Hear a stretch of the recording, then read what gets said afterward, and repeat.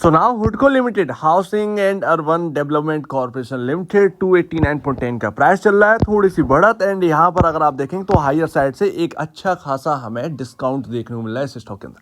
काफी लोग जानना चाहते हैं कि फ्यूचर क्या है इस स्टॉक का।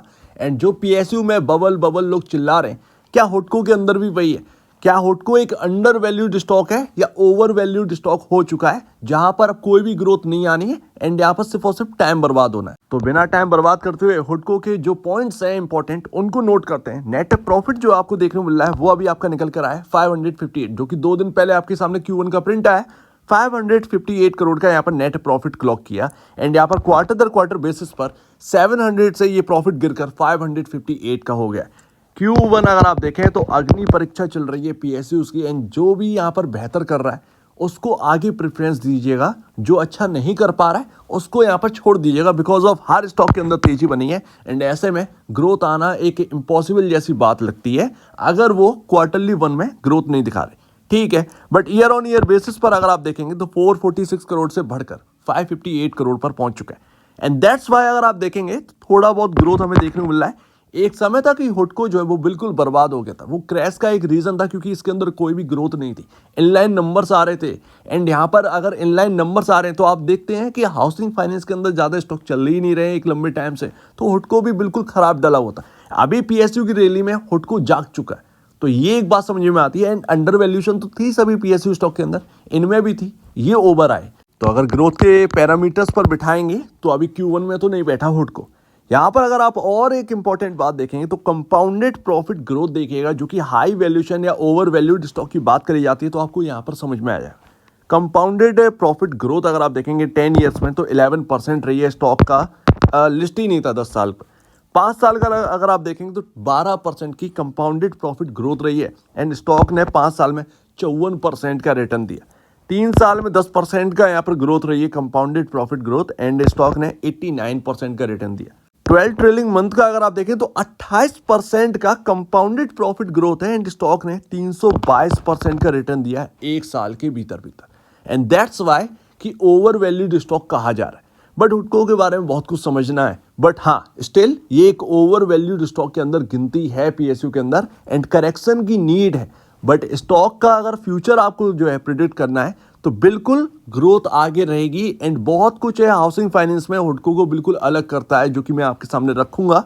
अब आपके सामने हुडको का सबसे बड़ा कॉम्पिटिटर, एंड यकीन मानिए हाउसिंग फाइनेंस में इससे बड़ी कोई कंपनी है ही नहीं, LIC housing finance limited. And यहाँ पर आप देखेंगे एक बहुत ही अंडर वैल्यूएशन का एग्जाम्पल। और ऐसे ही अगर आप ढूंढते हैं तो एक ना एक वक्त पर बहुत बढ़िया रिटर्न वाला स्टॉक मिल जाएगा। कंपाउंडेड प्रॉफिट ग्रोथ आप देखिएगा LIC हाउसिंग फाइनेंस की, and stock price compounded annual growth rate ये आप देखिएगा तो 10 साल में 14% का प्रॉफिट ग्रोथ रहा है।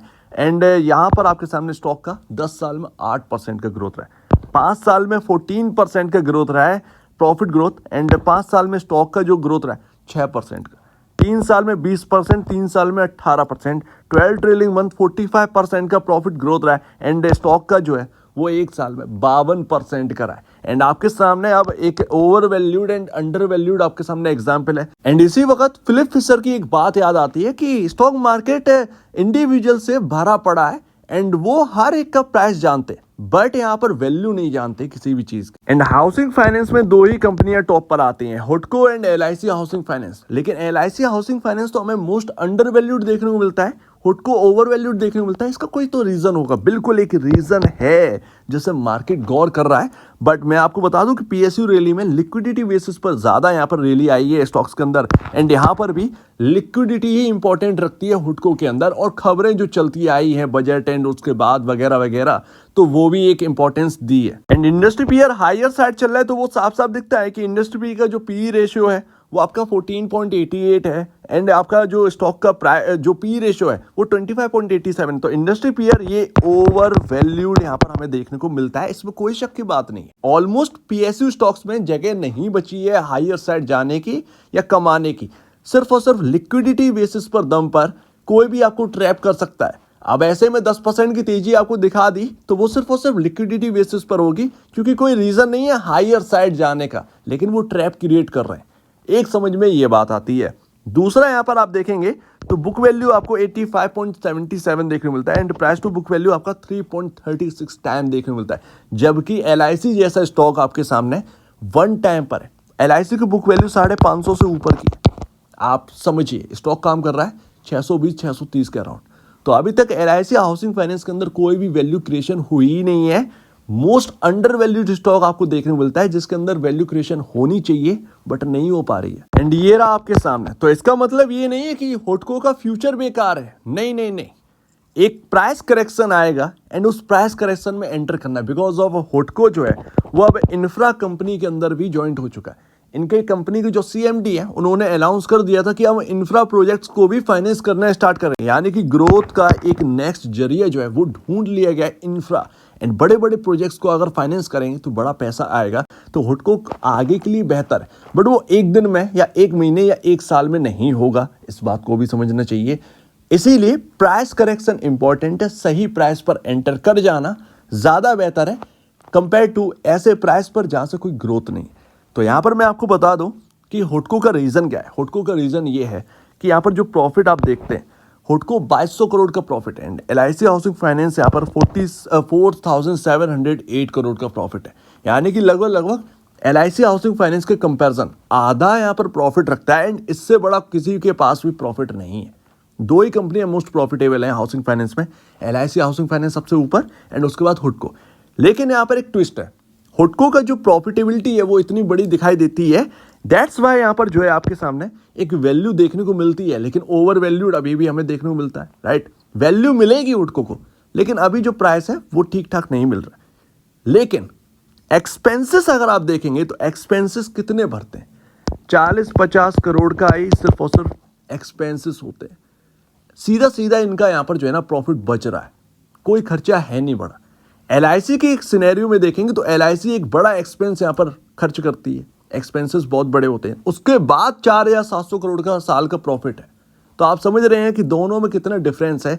एक ऐसी कंपनी जो कि एक्सपेंसेस क्रिएट कर रही है, जॉब क्रिएशन कर रही है एंड उसके बाद आपके सामने ये प्रॉफिटेबिलिटी है, उसकी ये हालत देखने को मिलती है। एंड दैट्स वाई मार्केट के अंदर या इंस्टाग्राम या यूट्यूब के अंदर जो आपको देखने को मिलता है ना कि जो स्कैम 1992 में जो हर्षद मेहता जी कह रहे हैं वो बात रील्स में दौड़ती है, वो एक्चुअल में गलत है, स्टॉक्स के लिए दौड़ती है। एक्चुअल में जो बात दौड़ती है वो ऐसे स्टॉक्स के लिए दौड़ना चाहिए, यानी कि LIC housing finance limited. And ऐसे में जो स्मार्ट इन्वेस्टर होता है वो LIC हाउसिंग फाइनेंस के साथ हमेशा खड़ा रहता है एंड हुडको के साथ नहीं। और इसका बेस्ट एग्जांपल मैं आपको बताता हूँ। आपके सामने म्यूचुअल फंड है क्वांट स्मॉल कैप फंड, ये आपके सामने निवेश करते हैं 2,66,39,166 शेयर्स यहाँ पर बाई करते हैं होटको के। एंड ये आपका ट्रिगर बेसिस पर फरवरी या मार्च के बाद ये सबसे बड़ा फंड होता है जो होटको के अंदर खरीदारी करता है। 749 करोड़ का यहाँ पर एक वैल्यू यहाँ पर देखने को मिलती है एंड इसके बराबर किसी की नहीं है। उसके बाद क्वांट का दूसरा फंड आता है जिसकी सबसे बड़ी वैल्यू है 259 करोड़ रुपए की। तो ये क्वांट जो है वो लमसम 1100 करोड़ रुपए निवेश कर चुका है एंड उस पर रिटर्न भी मिल रहा है, तब जाकर 1100 करोड़ की वैल्यू देखने को मिल रही है हुडको में। ये आपके सामने जून 2024 का है एंड उससे पहले अगर आप देखेंगे तो जो आपका इंतरिम बजट, उसके बाद इलेक्शन एंड फुल बजट, तब तक का साथ है हुडको के अंदर। एंड जुलाई का डेटा जो आता है 10 तारीख तक ये डेटा क्लियर हो जाता है, ज्यादा से ज्यादा हद तक 11 तारीख तक ये क्लियर हो जाता है। दोनों फंड का जो स्कीम है वो निकल चुकी है, यानी कि जिसने सबसे बड़ा पैसा लगाया था वो 1 महीने के अंदर प्रॉफिट बुक करके निकल गया। एंड आपको लग रहा होगा कि 750 करोड़ की जो वैल्यू है, इन्होंने जो पैसा लगाया था उस पर 18 से 19% का रिटर्न था। समझिए 150 करोड़ के आसपास का कुछ प्रॉफिट बनाकर निकले हैं। एक फंड, एक स्कीम की बात कर रहा हूँ, बाकी दूसरी स्कीम ने बनाई है। तो ये हमें तो छोटा लगता है बट ये पैसा कमाना ना आसान नहीं होता।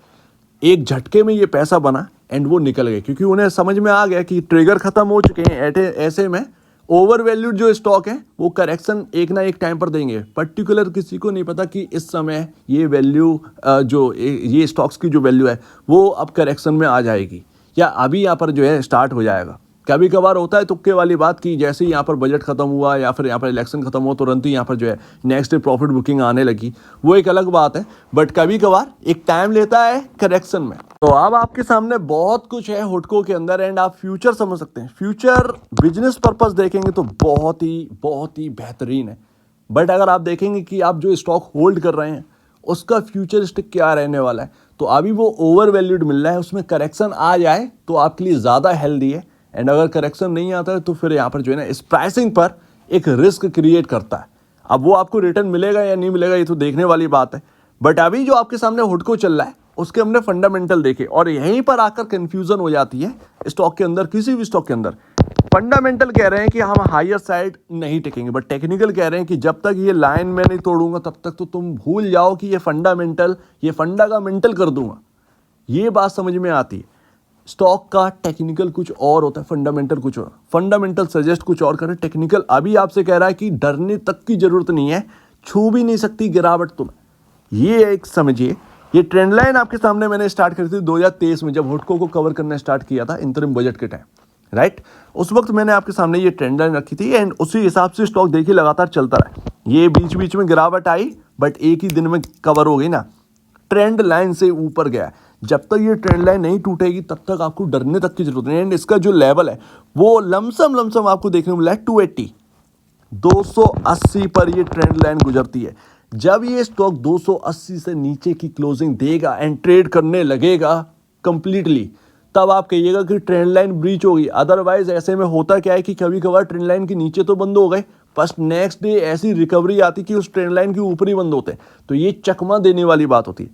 होगा क्या कि अगर गिरावट आई, इसके नीचे क्लोजिंग हो गई 280 के नीचे, नेक्स्ट डे बाइंग आई, वो बाइंग भी चली गई, तब आप समझ जाइएगा कि यस अब प्रॉफिट बुकिंग का टाइम आ चुका है। तो जब तक ऐसा सिनेरियो डेवलप नहीं होता है, डरने तक की जरूरत नहीं है, यहाँ से कंप्लीटली बाइंग आ जाएगी। लेकिन अगर एक बार ये 280 के नीचे ट्रेड करने लगा, समझ जाइएगा कि ये ट्रेंड लाइन टूट गई, जो एक लंबे वक्त से चल रही थी, 6 महीने से चल रही थी। दूसरी आप हायर वाली ट्रेंड लाइन देखिए तो इसके ऊपर निकला यहाँ पर, एंड यहाँ पर जुलाई की बात थी, 2-3 जुलाई की बात रही होगी, हायर साइड टिक पाए, नहीं टिक पाए, वहीं से नीचे आ गए।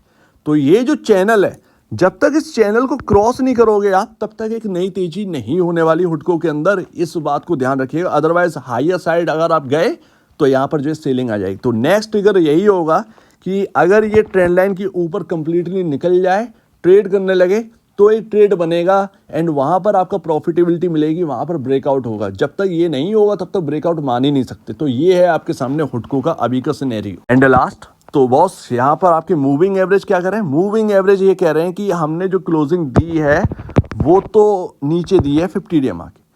अब ट्रेंड लाइन आपका 280 है, 280 अगर टूटा तो नेक्स्ट लेवल कौन सा होगा, 260। ये आपका जो है वो पड़ता है 100 DMA, इंपॉर्टेंट होगा। 100 DMA से बहुत पहले भी सपोर्ट लिया था, तो 100 DMA काफ़ी इंपॉर्टेंट है। अगर ये ट्रेंड लाइन ब्रीच होती है, 280 के नीचे काम करता है, 260 से ही घूम सकता है। लेकिन अगर 260 घूमता है तो आप ये समझिए कि 60 रुपए का डिप आ सकता है इस स्टॉक के अंदर, 200 रुपए तक का यहाँ पर जो है डिप आ सकता है हुडको के अंदर धीरे धीरे। तो ये कुछ ऐसे सिनेरियो है, क्योंकि अगर मूविंग एवरेज ब्रेक हो रहे हैं एंड आपका ट्रेंड लाइन ब्रेक हो चुका है तो आपके सामने गिरावट देखने को मिलेगी। बट यहाँ पर 1.5 की प्राइस टू बुक वैल्यू पर अगर ये स्टॉक मिल जाए, इससे बढ़िया कोई बात नहीं। एंड 1.5 की प्राइस टू बुक वैल्यू का मतलब ये है कि यहाँ से ऑलमोस्ट यहाँ पर 160 के आसपास, 160 170 के आसपास, जहाँ पिछली बार सपोर्ट लिया था, तो अगर प्राइसिंग दिख जाए कभी, तो नए निवेशक के लिए ज़्यादा फायदेमंद होगा। ये सुनने में बहुत खराब लग रहा होगा, बट एक्चुअल में ये रियलिटी है। आपके ट्रिगर खत्म हो चुके हैं। अगर आपके स्टॉक में गिरावट आती है तो वहाँ तक का एक इंतज़ार रह सकता है, क्योंकि अभी ना तो आपकी क्वार्टरली नंबर्स में कुछ ऐसा दम है और ना ही कोई ट्रिगर ऐसा। तो ये एक बात समझ में आ रही। तो असलियत तो यही है कि अगर ये 1.5 के प्राइस टू बुक वैल्यू पर मिले तो ज़्यादा बेहतर है। अदरवाइज अगर आपको वैल्यू ढूंढनी है तो आप यहाँ पर जो है LIC हाउसिंग फाइनेंस के अंदर ज़्यादा ढूंढने की तलाश करें, क्योंकि प्राइस ढूंढने के लिए खुदाई बहुत कम लोग कर पाते हैं। बट जहाँ पर प्राइस की खुदाई चल रही होती है एंड वहाँ पर प्राइस निखर रहा होता है, वहाँ पर तो सभी लोग आ जाते हैं खाने के लिए उस प्राइस को। बट यहाँ पर खोदना और उस प्राइस को निकालना ये बहुत कम लोगों के हाथ में, एंड वही वैल्यू क्रिएट करते हैं जो प्राइस को खोद कर निकालते हैं। सो उम्मीद है काफ़ी कुछ आपको समझ में आया होगा। एक बार निवेश से पहले या बेचने से पहले अपने ब्रोकर एंड एडवाइजर से जरूर सलाह लीजिएगा। खुद की स्टडी करेगा उससे बेहतर कुछ भी नहीं, खुद की स्टडी मस्ट है। तो अब दीजिए मुझे अपडेट देखने के लिए बहुत धन्यवाद दोस्तों।